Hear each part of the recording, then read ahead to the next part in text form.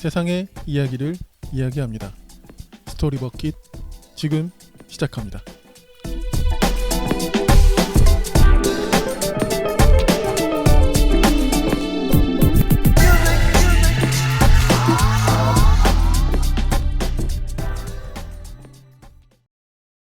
네, 안녕하세요. 붉은 PD입니다. 스토리버킷에서 몇 주 전에 저희 SNS에서 소소한 이벤트를 하나 진행을 했는데요. 녹음 날짜와 장소를 미리 정하고 혹시 이때 저희 스토리버킷에 좀 책을 소개해 주실 출판사나 작가님이 계시면 출연을 신청해 주십시오라는 이런 이벤트를 좀 했었는데요.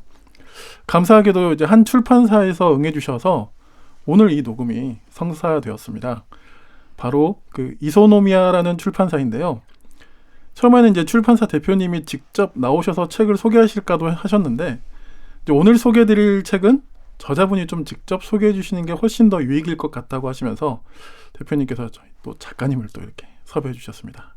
책 제목은 아오지까지입니다.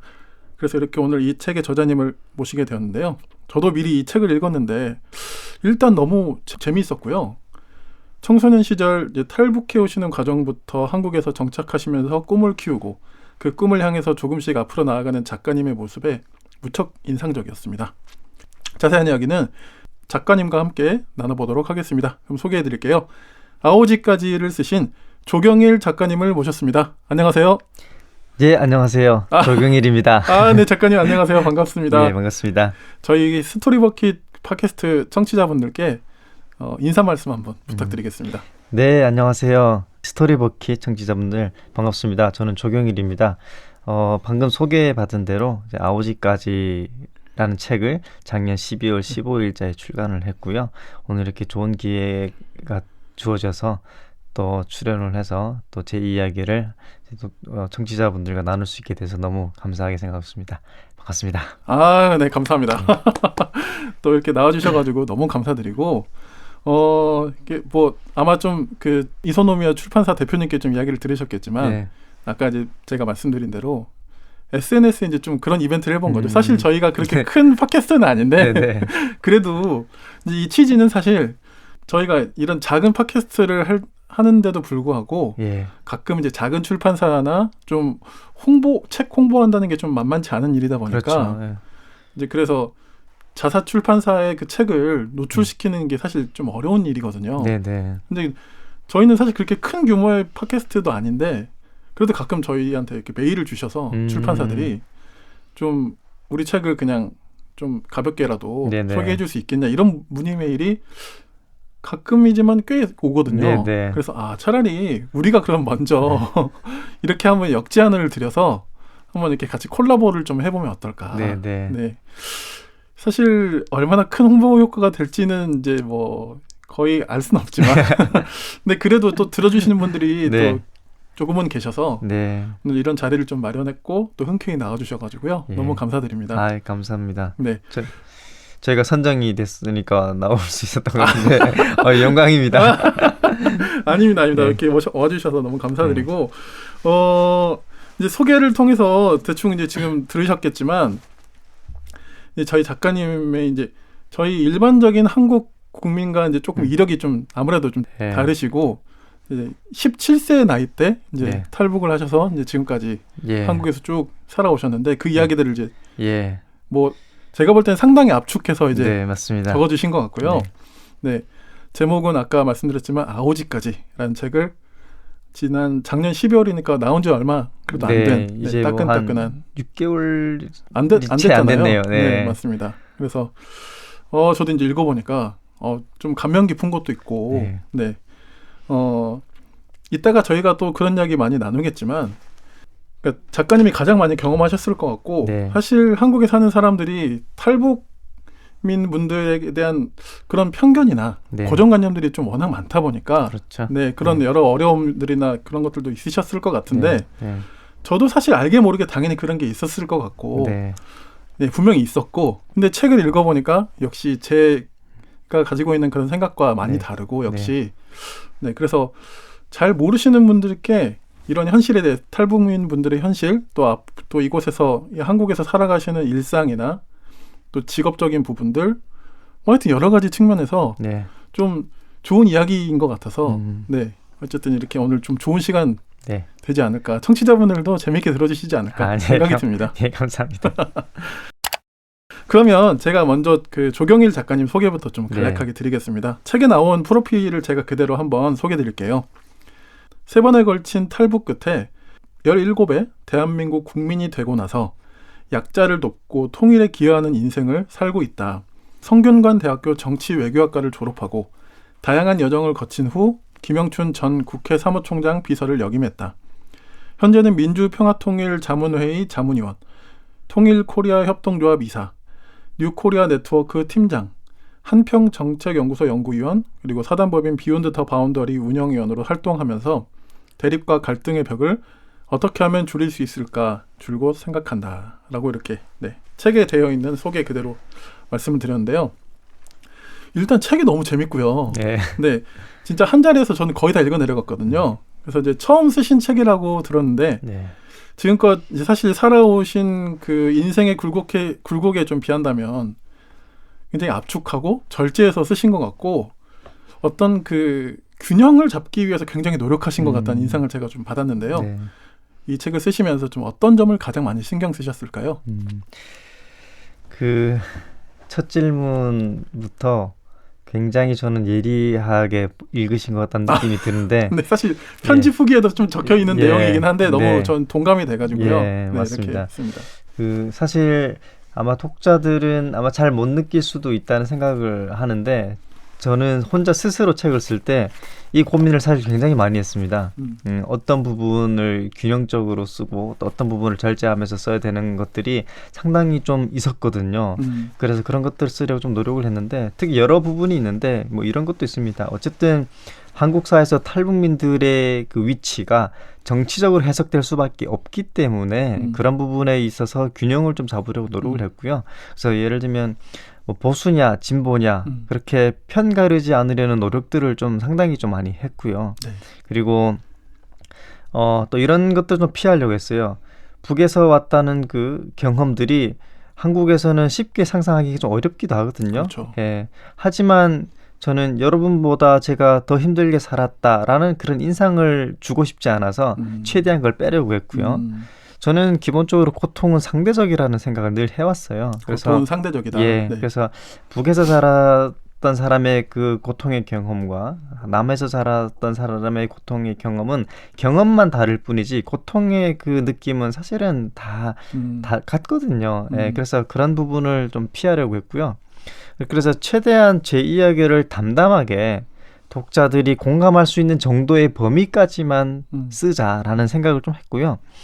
사실 실제로 제가 쓴 글에 비하면은 제가 겪었던 그런 경험이나 뭐 고통들이 사실은 몇 배 더 치열하기는 했지만 제가 글로 그걸 다 묘사하고 싶지는 않았어요. 왜냐면 어쨌든 책이란 것은 누군가 독자가 되어서 읽어야 하는 내용인데 네네. 읽으면서 지나친 그 공감의 범위를 넘어서는 글들은 거부감이 들 수도 있겠다는 생각이 들어서 어쨌든 제 이야기를 통해서 조금이라도 공감하고 이야기하고자 해서 쓴 책인데 오히려 첫 장, 몇 장을 읽고 덮고 싶게 만드는 그런 강한 마음의 어려움을 주면은 안 되겠다라는 생각을 해서 그런 것들을 좀 피하려고 했고요.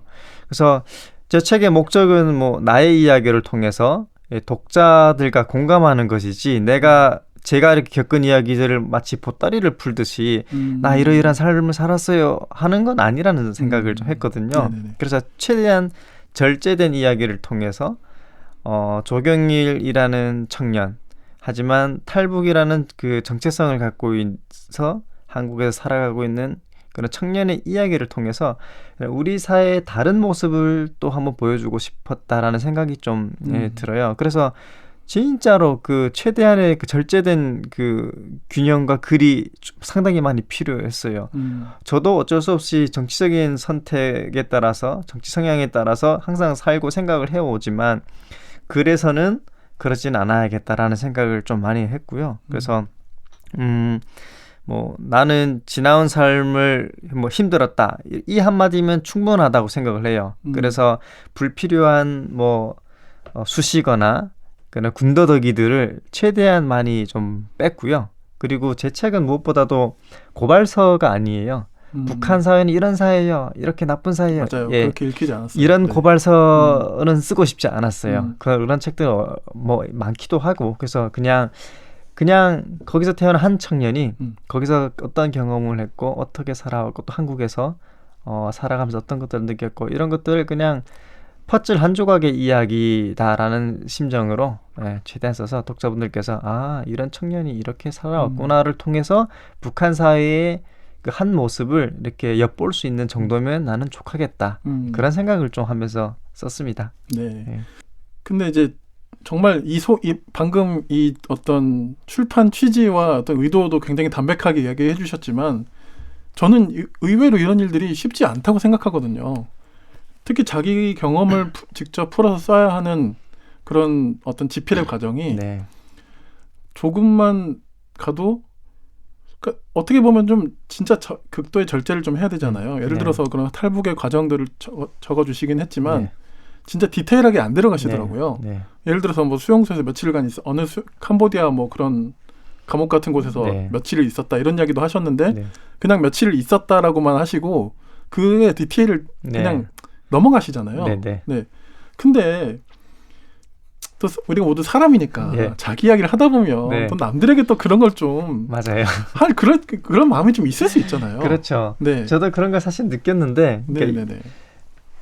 뭐 예를 들어 18일 동안 캄보디아 감옥에 있었다.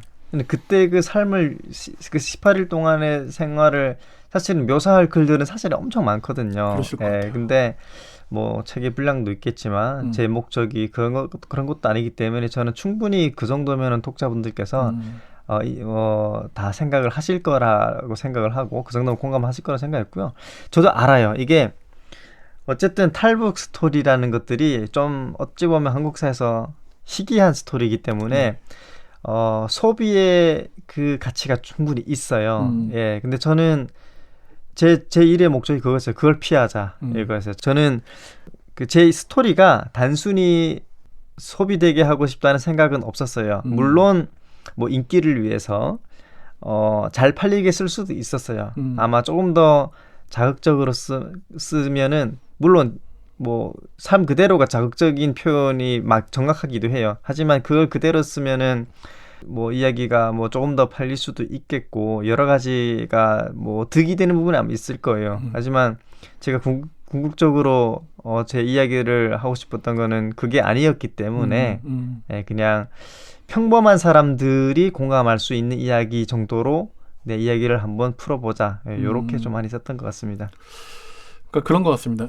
보면 굉장히 때로는 좀 과잉이 될 수도 있고 어떤 책들은 굉장히 풍성하게 푸는 게 미덕인 책도 있을 수 있지만 어떤 경우는 사실 덜어냈을 때 더 오히려 가치 있고 그런 경우가 분명히 있는 것 같은데 이제 작가님께서 써주신 책은 덜어냄으로 오히려 더 미덕이 더 좀 생겨난 게 아닌가. 제가 진짜 괜히 오셔서 이야기하는 게 아니고 감사합니다. 근데 진짜 제가 읽으면서 저도 느낀 실제로 그 뒤에 보면 편집자분들이 후기를 이렇게 간략하게 적으셨더라고요. 근데 그걸 보면서도 그렇고 제가 읽을 때의 느낌도 그랬기 때문에 참 아주 좋은 지점으로 이제 출판사와 잘 협업하셔서 이 책을 잘 쓰시지 않았나 그런 생각이 들었습니다.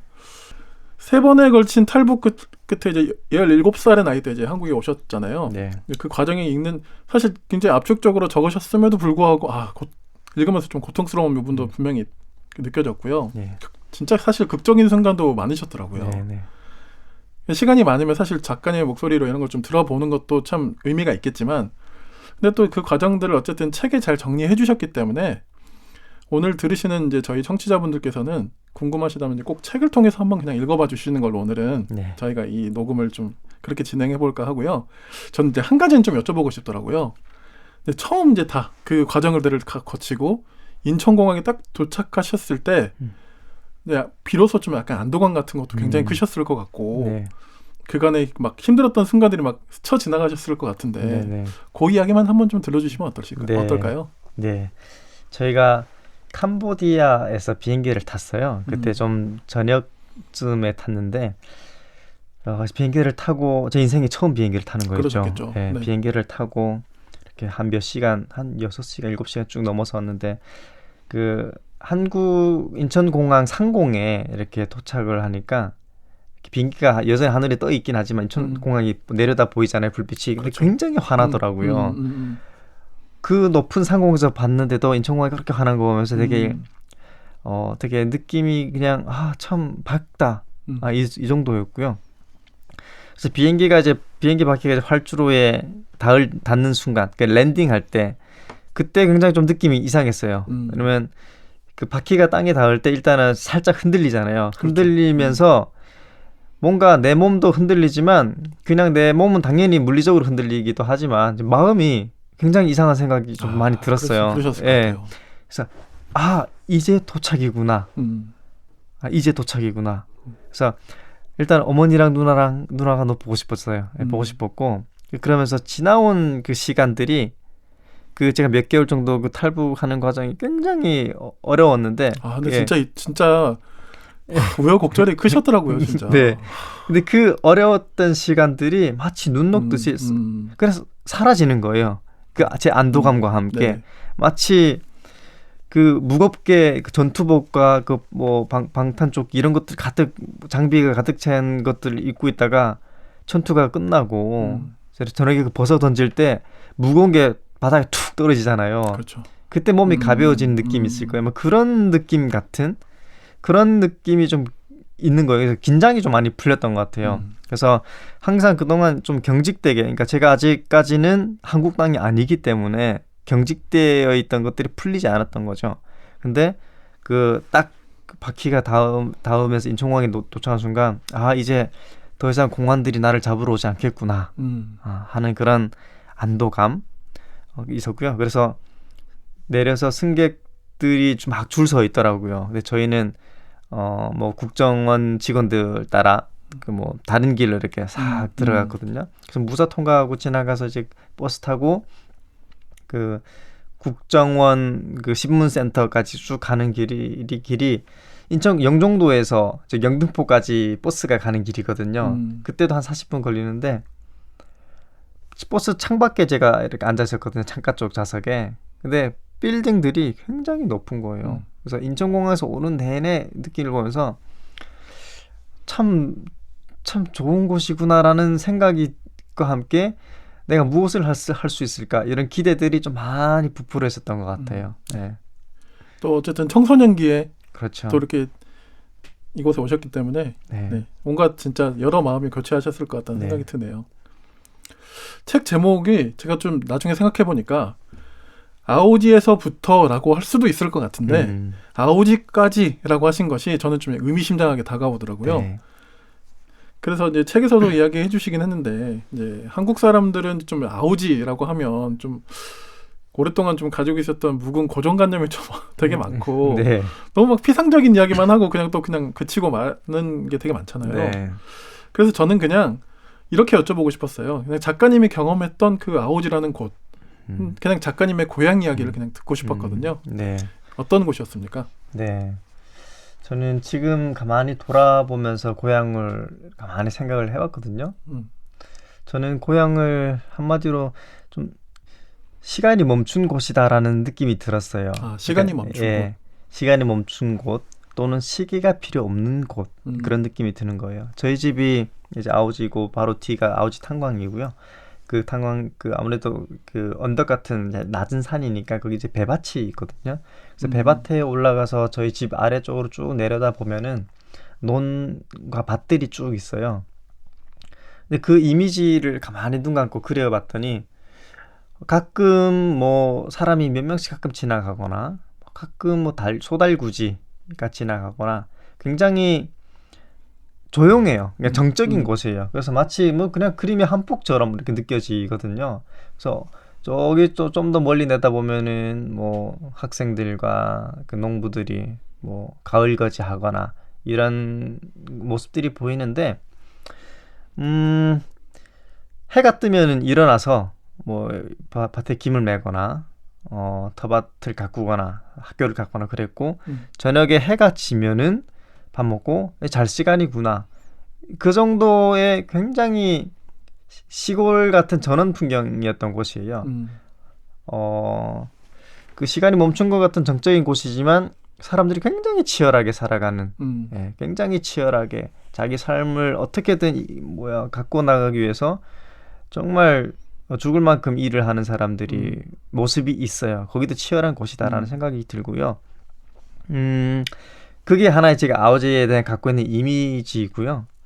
근데 그 아까 말씀하셨던 것처럼 한국 사회에서는 아오지에 대한 그 이미지가 굉장히 그 부정적으로 많이 알려져 있더라고요. 이게 워낙 예. 오래전부터 그런 예. 얘기들이 막 있어가지고. 저는 아오지에서 왔다고 하니까 사람들이 다 알더라고요. 그래서 아오지가 이렇게 유명한 곳인가? 라는 생각이 들었어요. 예. 그쵸. 그래서 가만히 보니까 아오지 탄광이 있고 거기에 뭐 정치범 수용소가 있고 뭐 잘못한 사람들 거기에 보내고 막 이런 이야기들 하는데 거의 거의 대부분은 사실이 아니에요. 예, 사실이 아니고요. 거기 수용소도 없고요. 예, 탄광이 어렵긴 하지만 탄광일이라는 게 쉽지 않잖아요. 그렇죠. 뭐 아무래도 갱도에 들어가서 일을 하는 건데 광부의 삶이라는 게 어렵지 않은데 근데 사람들이 잘 몰라서 그러는 거죠.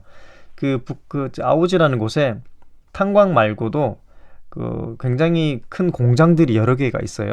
군수 공장이라고 하죠. 그렇구나. 예, 마치 그 화학 공장도 있고 군수 공장도 있고 그렇게 뭐 대기업들이 있는데 그 고난의 행군 때 그 군수 공장이나 그런 대기업들의 사람들에게는 노동자들에게는 배급을 못 줬거든요. 근데 아오지 탄광 광부들에게는 줬어요. 예, 그게 뭐냐면은 뭐 석탄이란 에너지를 캐니까 더 그렇긴 하겠지만 광부에 대한 대우가 좋았어요. 예, 훨씬 그래도 좋았어요. 그렇구나. 그래서 아오지 탄광 하면은 그 실제 이미지와는 다르게 그 대우가 다른 노동자들보다 더 좋았다라는 거죠. 약간 예. 뭐 북한에서 이런 용어를 쓰는지 모르겠지만 네.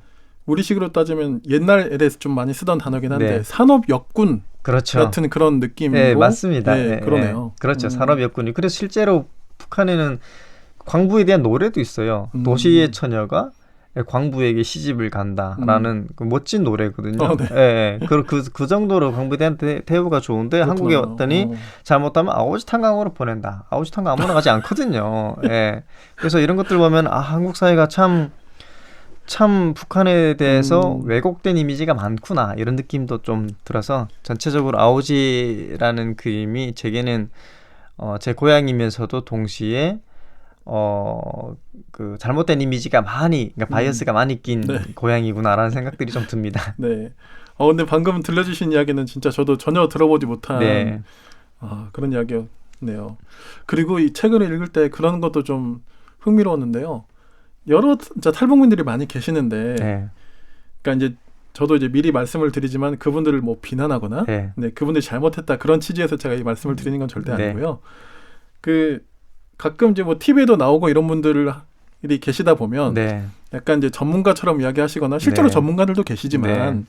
이제 좀 그 전문성이 조금 부족할 수 있는데 네. 어쨌든 뭐 그런 공적인 발언을 많이 하실 경우가 네. 생길 수 있잖아요. 네. 네.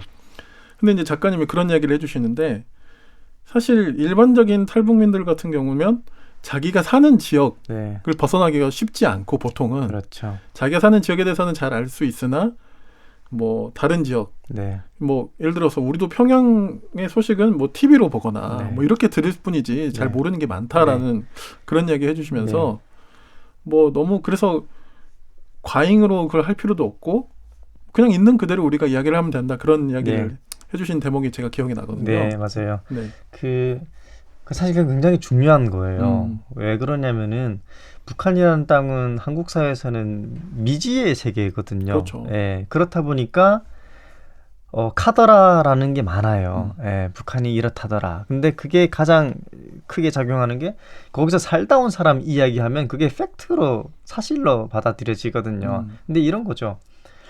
그 서울에 사는 사람이 부산에 대한 이야기를 하는 것이 사실일 확률이 한 8-90%는 돼요. 왜냐면 인터넷에 검색하면 다 나오잖아요. 실시간으로. 그러니까 야 부산 이렇다더라. 이렇게 살아. 요즘 뭐가 이슈야. 이런 이야기는 서울 사람들도 할 수 있어요. 그리고 그게 사실일 확률도 많이 높고요. 근데 북한 예를 들어 청진에서 살던 사람이 평양에 대해서 평양이 야 이렇다더라, 야 이렇게 살아라고 이야기하는데 그게 사실일 확률이 굉장히 낮아요. 한 10%, 20%밖에 안 돼요. 왜냐면 거기는 인터넷이 없고 검색이 안 되고 연락이 안 되고 이동의 자유도 없기 때문에 이 지역에서 태어난 사람이 다른 지역의 이야기를 알 수 있는 방법은 구전밖에 없어요. 들은 이야기밖에 없는 거예요. 근데 그거를 전부 묶어가지고 내가 경험한 북한이 이렇다, 거기는 이렇다라고 이야기하는 것은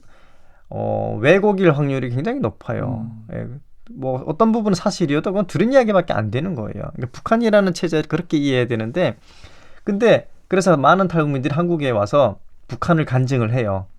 근데 자기가 살았던 고향을 간증하는 것은 좋아요.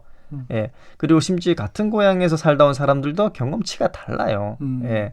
그렇죠. 그런데 다른 이야기, 그러니까 마치 내가 북한 전문가인 것처럼 북한 사회를 평을 할 때는 굉장히 조심해야 돼요. 예. 그래서 저도 아오지에 대해서 몰랐어요, 잘. 근데 한국에 와서 아오지에서 온 사람들이 이야기를 들으니까 아오지가 객관적으로 보이는 거예요. 근데 그 정도인데, 근데 한국 사람들은 그 북에서 온 사람들의 이야기를 들을 때 그것을 분별해낼 능력이 없어요. 그거는 어쩔 수 없어요. 네. 그건 왜냐면 뭐 어떻게 알겠어요. 네. 북에서 살다 온 사람이 그렇다라고 이야기하면 그런가 보다 할 수밖에 없는 거거든요. 그러니까 말하는 사람이 어쨌든 일반화시키면 안 되는 거죠. 그래서 저는 그렇게 생각을 해요.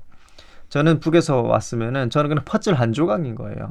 북에서 온 사람들이 그 퍼즐 하나 해서 지금 한국 사회에 34,000명이 좀 넘게 살아요. 이 34,000개의 퍼즐을 다 합쳐야만이 우리가 북한을 완전하게 이해할 수 있다라는 거죠. 정확한 표현인 것 같습니다. 예. 근데 지금은 퍼즐 하나 가지고 북한이 이렇다라고 이야기하고 심지어 방송에서도 모두가 전문가인 거예요. 예, 북에서 왔다는 이유로 다 전문가가 되는 거예요. 그렇게 나와서 북한을 이렇게 이야기를 하고 또 어떤 의도에 의해서 북한에 대해서 자꾸 이렇게 해석을 하려다 보니까 우리가 북한을 점점 더 왜곡하게 이해하는 경향이 좀 강하다라는 그 상황을 제가 많이 좀 목격을 했어요. 네, 그래서 우리가 그런 것들은 북한에 대해서 이해할 때 이런 차이가 있구나를 조금 많은 사람들이 알았으면 좋겠다라는 생각을 좀 해요. 네. 네. 그러니까 저도 이걸 언급한 이유는 우리가 뭐 진위 여부를 잘 가려야 하는데 그런 차원에서 이걸 말씀드린 건 아니고 다만 이런 배경이 좀 필요하고 여전히 우리가 좀 많이 모르는 부분이 있다 보니까 그렇죠. 그리고 작가님도 아마 느끼신 바가 좀 크시기 때문에 좀 우려되는 부분도 있으셨던 것 같아서 이런 부분들을 책에도 좀 언급하시지 않았을까? 네, 맞습니다. 그런 생각이 들었습니다. 그리고 또 그런 부분도 있더라고요. 장마당에 대한 이야기 해주시면서 그 이제 사실 뭐 저도 진짜 피상적인 사람이니까 어쩔 수 없이 그냥 말씀을 드리자면 사랑의 불시착 드라마 보면서 재밌죠. 장마당 막 이야기 하는데 그러니까 어쨌든 고증이 꽤 괜찮다는 이야기는 들었는데 근데 실제로 지금 이제 작가님도 그런 이야기 해주셨지만 사실상 자본주의적인 그런 시장주의적인 부분들이 이미 북한 경제를 많이 움직이고 있다. 그런 이야기를 해주셨잖아요. 그래서 그런 이야기도 좀 굉장히 흥미롭더라고요. 네, 맞아요. 한국 사회에서 북한에 대해 잘못 알려진 게 바로 그런 부분이에요. 북한이 여전히 북한이 체제가 추구하는 사회주의적으로 또는 공산주의적으로 또는 뭐 김일성 사상적으로 움직인다라고 생각하는데 사실은 밑바닥은 그렇지 않아요. 지금 그 사랑의 불시착이 그동안에 나왔던 그 북한을 소재로 한 드라마나 영화 중에서 꽤 현실적으로 반영하려고 많이 노력을 한 티가 많이 나요. 그래서 그런 평가를 하고 저도 재밌게 봤거든요. 근데 북한은 지금은 시장이 움직여요. 한국식 시장과는 좀 다르긴 하겠죠. 물론 그렇지만. 하지만 북한 사회가 지금 움직이는 것은 시장이다. 그리고 더 이상 주민들이 배급에 의존하지 않는다. 정부에 의존하지 않는다라는 사실이 아직 한국 사회에 막 이렇게 알려지지는 않는 것 같아요. 그래서 그런 부분들은 적극적으로 좀 얘기를 좀 해주려고 해요. 저는. 저도 북한에서 전 장마당 1세대예요. 저는 북한에서 막 고난의 행군이 바로 지나면서 이제는 시장에서 벌어먹고 살아야겠다. 더 이상 배급을 의존할 수 없고 정부에 의존할 수 없구나. 그래서 사람들이 장사를 하기 시작했거든요. 그때 저도 장사를 했어요. 그래서 저는 장마당 1세대인데 하물며 제가 한국에 온 지 18년이 지났단 말이죠. 예, 북한에서 지금 공식적으로 북한 정부가 인정한 장마당 한 500개가 좀 넘어요. 예, 그리고 이제는 인구의 4분의 1이 휴대전화를 사용하고 심지어 고속버스도 생겼어요. 그러니까 속도가 느리지만 북한도 자기들 방식대로 변화하고 있다는 거죠. 근데 그 변화를 우리는 못 봐요. 어쩌면 안 보는 거기도 하고 예, 계속 뭐 우리의 북한에 대한 그 시선은 정치에만 가 있는 거예요. 그 체제에만 가 있는 거예요. 그러다 보니까 북한에 대해서 잘못 해석하고 북한이 실제로 사람들이 어떻게 살아가는지 못 보는 경향이 좀 있더라고요. 예, 그런 것들은 우리가 어떤 식으로 좀 알려야 될까? 그리고 그런 것들을 제가 조금이라도 사람들에게 이야기하는 게 내가 해야 될 일이 아닐까라는 생각을 해서 그 책도 좀 그런 부분에 있어서 좀 쓰려고 좀 노력을 했던 것 같아요. 네. 예. 그래서 많은 분들이 좀 더 많이 알아갈수록 참 네. 좋은 것 같고, 또 이런 이야기들이 참 중요한 게 뭐냐면 여전히 저희는 그 어떤 대결 구도가 너무 세다 보니까 네. 근데 그곳에 사람이 살고 우리와 똑같은 비슷한 어떻게 보면 그 경제 구조의 네. 어떤 밑바닥에서 우리가 살고 똑같이 살고 있는 건데 결국에는 네. 네. 너무 그런 체제 경쟁, 아니 뭐 경쟁, 대결 구도 이런 것 때문에 아까 말씀하셨듯이 네. 정치에만 좀 네. 몰입된다거나 네. 너무 그 권력에만 우리가 네. 포커스를 맞춘다다 하는 것은 참 좋지 않은 부작용인 것 같습니다. 네. 네. 맞습니다.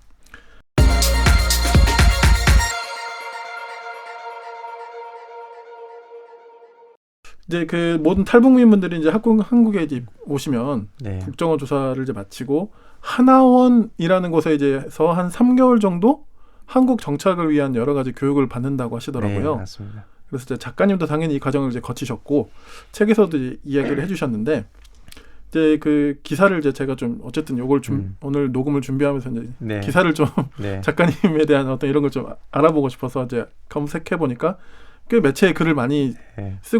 써주시고 계시고 그 이야기 중에 하나가 하나원도 이제는 좀 더 달라져야 한다. 네. 이런 주장을 좀 하시더라고요.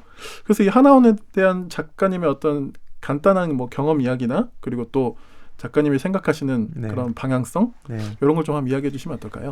네. 일단은 그 하나원에 대해서 간단하게 말씀을 드리면은 그 모든 탈북민들은 한국에 딱 도착을 하면은 먼저 국정원 신문기관에 1개월 정도 있습니다.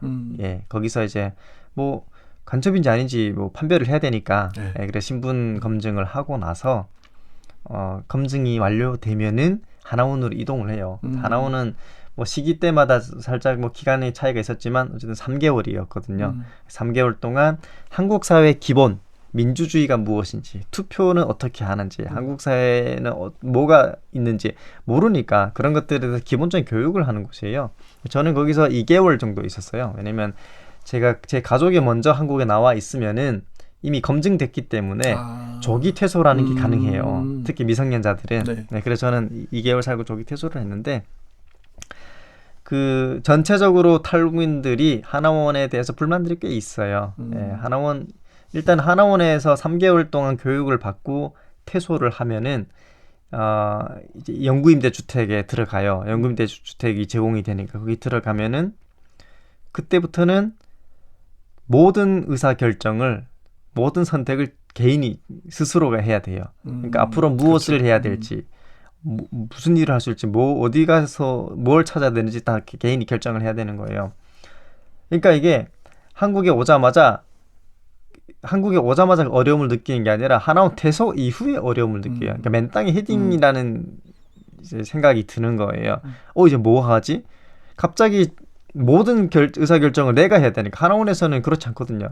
밥이 다 나오지, 뭐 교육도 다 시켜주긴. 근데 하나원에 있는 실질적인 교육은 한국 사회에서 나가서 어떻게 살아야 할지에 대한 교육에 미치지 못한다는 거죠. 그리고 또 하나는 뭐냐면 저는 그런 표현을 좀 해요. 하나원은 안전한 수용소다라는 생각을 좀 해요. 이건 뭐냐면 하나원이 외부와 철저히 단절되어 있어요. 삼엄 경비가 다 서 있고, 물론 뭐 한국 사회에 처음 들어온 사람들이니까 뭐 교육 과정을 거치게 한다고 그렇게 하긴 하겠지만 외부와 철저히 단절된 채 3개월을 살다가 갑자기 3개월 이후에 너 이제 자유니까 나가서 앞으로 뭐 스스로 사세요. 음. 이거는 훈련이 안 됐기 때문에 이거 쉽지가 않아요. 예, 그래서 제가 생각했을 때 하나원이 앞으로 조금 더 실제적으로 탈북민들이 한국 사회에서 잘 정착하게 하려면은 하나원이 더 이상 보안 시설이 아니라 적응 훈련 시설이 돼야 된다. 그래서 뭐 외부와 철저히 단절된 채 살게 하는 게 아니라 열어놓고 좀 필요하면은 뭐 기숙사에서 교육기관으로 통근하게 하든지 그런 식으로 해야 된다는 거죠. 예를 들어 다른 이민 예를 들어 뭐 저기 뭐 시리아가 됐든 예멘이든 그런 난민들이 입국했을 때 그 사람들도 그렇게 하느냐 좀 차이가 있거든요. 그렇지 않거든요. 예, 그래서 탈북민에 대해서는 아직까지는 한국 사회에서 철저히 검증의 대상으로 바라보기 때문에도 그런 관점이 있고요. 그래서 하나원에서 그 3개월이라는 시간 동안에 한국 사회에서 나가면 당장 부딪힐 수 있는 것들을 거기서부터 하게 해야 된다는 거죠. 예를 들어 취업 훈련이라든가 기술 교육이라든가 이런 모든 것들을 거기서 나와서 하게 하면은 갑자기 멘붕이 온다는 거죠. 실제로 그런 사람들이 꽤 많아요. 그래서 나오자마자 뭘 해야 되는지 모르겠는 거예요. 그럴 것 같아요. 네. 왜냐면 하나원에서는 그냥 교육만 받으니까 기대가 가득하거든요. 나가면 난 이제 뭔가 할 수 있을 거야. 근데 딱 나오면은 모든 걸 혼자 해야 되니까 뭘 해야 되는지도 모르는 거예요. 물론 잘하는 사람도 있겠지만 잘못한 사람도 상당히 많다는 거죠. 네. 그래서 그런 것들을 조금 하나원이 많이 바뀌어야겠다. 폐쇄적이 아니라 오픈이 돼서 지역사회 사람들 뭐 민간단체들도 많이 들어가서 적극 교류하는 프로그램들 많이 해야겠다라는 거죠. 예, 그런 고민들을 좀 많이 했습니다. 저 뭐 책을 통해서도 보았고 방금 작가님이 해주신 이야기를 들으면서도 당연히 드는 생각이 그 어떤 그 검증의 시간들이 없는 게 아니고 네. 그 충분히 하고 나서 이제 어쨌든 그걸 이제 좀 통과하신 분들이 소위 말하는 네. 이제 거기 하나원으로 이제 들어가시는 거잖아요. 네.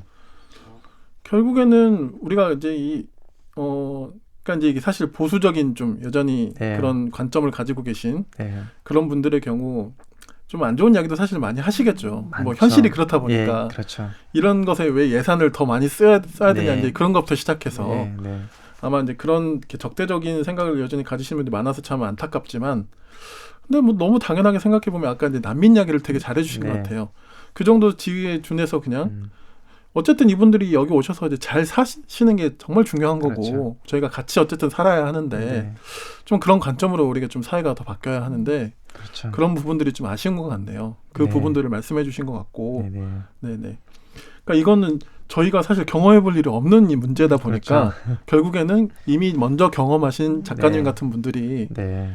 좀 목소리를 높여주시면 저희가 또 거기에 또 호응하고 그렇죠. 좀 이런 게 필요한 것 같네요. 예. 당사자의 목소리들이 많아야 그러니까요. 예, 네. 아무래도 조금씩 변화가 있지 않을까라는 생각을 합니다. 네네네.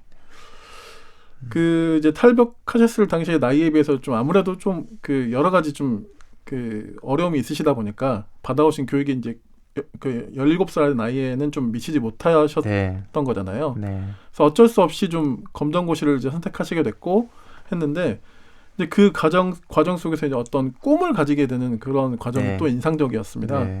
진로에 대해 굉장히 많이 고민을 하셨을 것 같고 이제 저는 물론 책을 통해서 이제 네. 어떻게 이제 정치외교학과라는 그 학과를 선택하고 정치를 해봐야겠다라고 이제 보았지만 또 이걸 좀 아직 책을 못 읽고 들으시는 분들을 위해서 그런 어떻게 좀 이 정치에 대해서 좀 꿈을 가지게 되셨는지 네. 이야기 참 중요한 것 같습니다. 네, 한번 좀 들려주시면 맞습니다. 어떨까요? 네. 저는 굉장히 큰 기대를 가지고 한국에 왔어요. 저는 미래가 있고 희망이 있다고 생각했기 때문에 결국 왔고요. 한국에 와서 굉장히 설레이는 마음으로 그동안 제가 한이 맺혀서 못했던 공부를 해야겠다 하고 공부를 했어요. 공부를 하고 이제 초중고 학력이 없어서 검정고시를 갔거든요. 근데 실제로 학교도 막 찾아가시고 그러셨더라고요. 네, 학교를 네네. 찾아갔는데 학력이 없으니까 17살 나이에 초등학교로 가라라고 하더라고요. 그래서 그렇게 할 수는 애매하죠, 없잖아요. 그쵸. 네, 네. 그래서 그냥 검정고시 다 했고요. 그래서 검정고시 끝나고 이제 대학교를 가야 되는데 그때 진로를 막 고민할 때 저도 고민을 했거든요. 저는 항상 부푼 꿈이 있었고 저는 해야 할 일, 소명 같은 게 있었기 때문에 어떻게 할까, 어떻게 이룰 수 있을까라고 생각을 하던 참에 그런 생각이 좀 들었어요. 앞으로 평화와 통일에 기여하는 삶을 살아야겠다. 나는 어쨌든 분단, 이 분단이라는 그 시대의 조난자 또는 희생자, 그냥 시대를 잘못 만났기 때문에 지금 내가 이런 운명에 처해 있는 거다라는 생각을 해서, 그러면은 나는 이 분단을 해소하는 일에 기여하는 삶을 살아야겠다라는 생각을 했어요, 막연하게. 네. 그리고 또 동시에 그럼 나는 어떻게 살아야 되느냐라고 했을 때, 나 같은 아이들이 없는 게 좋은 사회가 아닐까? 라는 생각을 했어요. 나 같은 아이가 뭐냐? 공부도 못하고 제 나이에 이렇게 떠돌다가 겨우 운이 좋아서 한국에 잘 살게 된 사람이잖아요. 불행한 거죠. 그래서 이런 아이들은 없었으면 좋겠다. 그런 일을 좀 해야겠다라고 했을 때 어떤 일이 가장 할 수 있을까라고 생각했을 때 정치라는 생각이 들었어요. 왜냐면 어쨌든 평화 통일을 만드는 가장 빠른 수단과 방법이 전 정치라고 생각을 했어요. 그리고 또 그런 수단을 가능케 하는 것들이 정치다라고, 정치인이다라고 제게 조언을 해주신 분도 계시고, 그래서 그러면은 정치를 한번 해봐야겠구나. 정치라는 그 방법을 통해서 한번 내 꿈을 한번 이뤄봐야겠구나. 그래서 정치라는 것을 선택을 했고요. 그래서 저는 전 개인적으로 이제 신앙을 좀 갖고 있던 터라서 뭐 기도하고 하면서 이제 소명을 좀 찾았고, 그리고 또 하나 중요한 것은 제가 아까 말씀드렸던 전 할 일이 있다고 했잖아요. 저는 할 일이 뭐냐면 저는 다시 고향으로 돌아가는 게 제 소명이라고 생각을 해요. 돌아가는데 잘 돌아가야죠. 잘 돌아가야 돼요. 어떻게 돌아갔느냐? 제가 올 때는 인사도 없이 떠나왔어요. 전 북에 아직 아빠가 남아 계시기 때문에 전 아빠를 보기 위해서, 아빠를 만나기 위해서라도 돌아가야 되는데, 떠나올 때는 제대로 인사도 못하고 잘 못 돌아왔으니까 돌아갈 때는 정말 당당하게 어깨 쭉 펴고 잘 돌아가야겠다. 그러면 어떻게 살아야 될까 한국에서 그런 고민을 했어요. 그러다가 제가 그 독일의 사례를 좀 봤어요. 보니까 독일의 한스 콜라드 슈만이라고 굉장히 유명한 사람인데 동독의 군인이죠. 1961년에 동독의 군인이 최초로 서독으로 탈출한 군인이에요. 그러니까 탈동독인인 거죠. 최초로. 네, 최초로. 근데 그 사람이 서독에서 잘 살았을 거 아니에요. 좋은 제도에서 잘 살고 1989년에 베를린 장벽이 막 무너지면서 이 사람이 나도 고향에 가봐야겠다. 그런 마음이 들었을 거 아니에요. 가족들이 있으니까. 그래서 이 사람이 동독의 고향으로 갔어요. 갔는데 이 사람은 굉장히 기대했을 거 아니에요. 내 가족 보러 가니까. 근데 돌아갔는데 그 사람의 가족과 친구들이 그 사람을 반겨주지 않았어요. 뭐라고 했냐면, 혼자 가서 잘 살았냐? 우린 이렇게 힘들게 살았는데, 그러니까 이 사람이, 슈만이 충격을 받은 거예요. 그래서 다시 서독에 돌아와서 이 사람이 우울증에 시달리다가 자살했어요. 근데 그런 내용들도 보면서 제가 늘 저도 고민을 했거든요. 잘 돌아가는 게 무엇일까? 그랬더니 내가 나중에 돌아갔을 때 아버지 앞에 또 친구들 앞에 환영받을 수 있는 사람이 되었을 때가 잘 돌아가는 거겠구나. 그거죠. 친구야, 나 잘 지냈느냐? 비록 내가 그때 고향을 떠났지만은 내가 나름 한국에 가서 우리가 다시 만날 수 있는 나를 위해서, 또 우리 고향 땅을 위해서 내가 나름 열심히 일을 했어. 그래서 우리가 이렇게 만나게 된 거야 라고 그냥 그렇게 인사를 하고 싶어요. 그냥 내가 힘들 때 너는 떠나가서 배불리 잘 먹고 잘 살았느냐, 너만을 위해 떠나는 거 아니냐라는 이야기를 듣는다면은 불행할 것 같아요. 그래서 한국에서 잘 살아야겠다. 그래서 그게 나의 소명이겠구나. 내가 능력이 있어서, 내가 뭐 특별히 뭐 건강해서, 특별히 운이 좋아서 먼저 이렇게 한국에 온 건 아니라고 생각을 해요. 저 같은 똑같은 그 시도를 했던 수많은 사람들이 있어요. 많은 사람들이 또 실패를 했죠. 근데 저는 단순히 먼저 왔을 뿐이라는 거죠. 그러면 먼저 왔으면은 어쨌든 얼마나 걸릴지 모르겠지만 그런 나를 만들기 위해서 기여하는 삶을 살아야겠다라는 생각을 해서 그런 나를 빨리 앞당길 수 있는 방법은 결국은 정치구나. 예, 정치인들이 정치라는 수단을 통해서 그걸 만들어야 되는구나. 예, 그래서 저는 정치를 한번 해보자. 예, 그래서 지금까지 정치에 대해서 뜻을 두고 고민을 하고 있는데 뭐 이렇게 쉽지는 않습니다. 예. 쉽지 않죠, 사실. 네. 그래서 작가라는 삶을 통해서 또 이야기도 해보고 네. 또 활동을 통해서도 이야기를 해보고 예, 그러고 있습니다. 또 이제 사실 디테일한 부분, 정치에 대한 부분들은 이제 워낙 지금 몸담고 계셨고 또 그렇게 네. 하고 계시기 때문에 저보다 사실 더 잘 아시겠지만 한국 정치도 진짜 보통 네. 어려운 것이 아니라서 맞습니다. 네, 참 쉽지 않은 길을 가시긴 네. 하지만 네. 참 들으면서 좀 감동이 있고요. 정치라는 게 결국 그 온갖 사연들 속에서 이제 이게 어쨌든 이루어지는 거지만 그렇죠. 결국에는 아주 심플한 구호 혹은 어떤 명제, 목표 이런 것들로 결국 구현이 되는 거잖아요. 네. 특정 정치인들을 통해서 이제 이것들이 이제 구현되는 건데 네. 저도 이제 살아보니까 좋은 정치가 뭘까 이런 거 생각하게 되잖아요. 네. 저도 이제 나이가 40이 전 40이 좀 넘었는데 뭐 이런저런 대통령도 경험을 보고 다 이제 하면서 드는 생각은 일단 뭐랄까 좀 개인의 탐욕이나 또는 그런 걸로 인해 좀 문제 일으킨 이런 케이스는 좀 제외하더라도 네.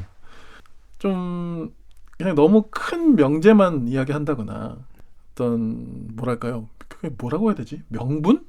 네. 막 대의 예. 이런 게 막 사람을 끈 시절이 있었던 것 같아요. 그렇죠. 과거 한국에서는. 네. 근데 지금 한국은 그런 시대인가? 라고 하면 저도 좀 잘 모르겠어요. 맞아요. 네. 네. 근데 이제 방금 작가님이 해주신 이야기 들으면서 어떻게 보면 굉장히 개인적인 목표라고 할 수 있잖아요. 네. 네. 네. 그렇지만 이런 이야기들은 정말 정치의 진짜 밑거름이 돼야 하는 것 같고 네. 이런 것에서부터 시작해야 정치가 좀 바른 길로 또 갈 수 있지 않나. 네. 또 시민들도 거기에 화답하지 않을까. 들으면서 좀 그런 생각이 들었습니다. 네. 그냥 소중한 이야기 들려주셔서 네. 너무 감사드리고 감사합니다. 뭐 이야기 나누다 보니까 저도 막 정신없이 듣고 네. 막 빨려 들어가면서 했는데 잠깐 그럼 좀 저희가 네. 멈췄다가 네, 네. 1부를 지금 이 정도로 마무리하는 걸로 하고 네. 잠깐 쉬었다가 네. 2부로 돌아오도록 하겠습니다. 네. 알겠습니다. 네. 그럼 저희 2부로 돌아오겠습니다.